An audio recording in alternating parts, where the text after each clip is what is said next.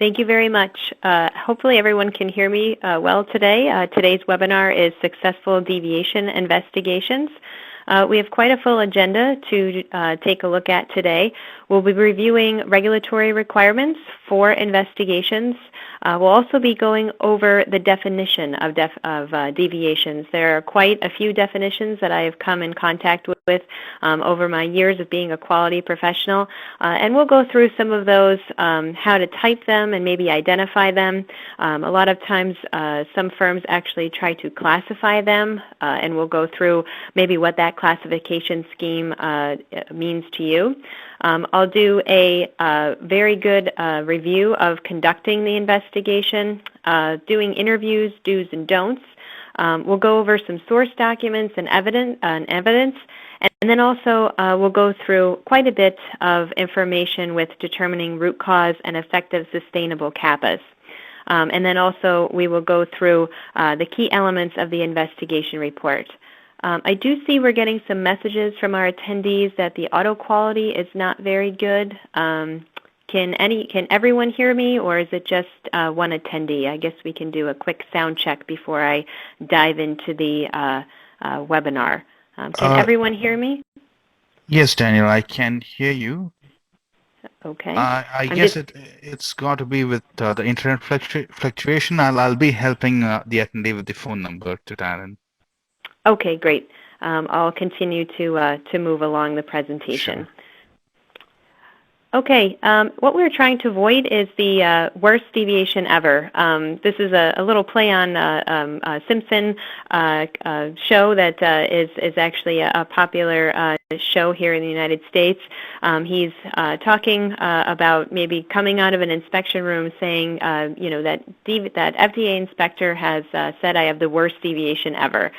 Believe it or not, I've actually had to deal with a situation like this in my own personal career. I was at a inspection table when the FDA did come in reviewing our investigations, and basically got to the root cause section and said it was the worst deviation that she had ever read. She was quite a new inspector, so hopefully she hadn't reviewed quite so many. Luckily, I was not the quality assurance person that had signed off on that deviation.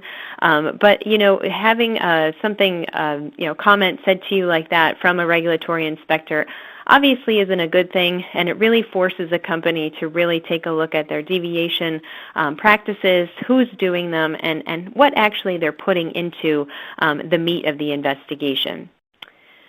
So quickly, let's go through the regulatory requirements for investigations. These are pretty common throughout any type of regulations for any country. You can do FDA regulations, European Union regulation, MHRA is another one that is important, also WHO, ISO. They all have a lot of information regarding what should be included in investigations. 21 CFR basically says that if you have an unexplained discrepancy, you have to thoroughly investigate it, and also keep in mind that the investigation does have to extend to other batches. These batches may have been associated with the specific failure or discrepancy, and then as always in our industry, if it's not documented, it's not done. You definitely have to keep a very good written record of the conclusions and the follow-up that are performed as part of the deviation resolution. Now, the European Union has a guide to good manufacturing practice in Chapter 5.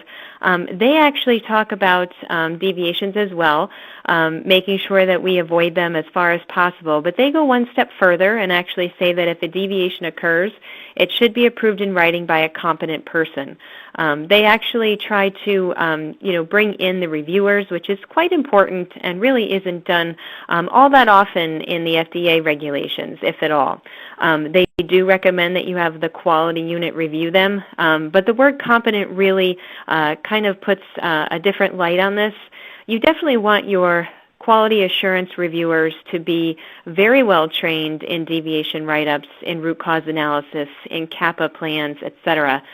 They are going to be the last set of eyes that are looking at these deviations before perhaps a product is released or rejected, and also for those deviations that are actually going to be selected by a regulator for review during an inspection.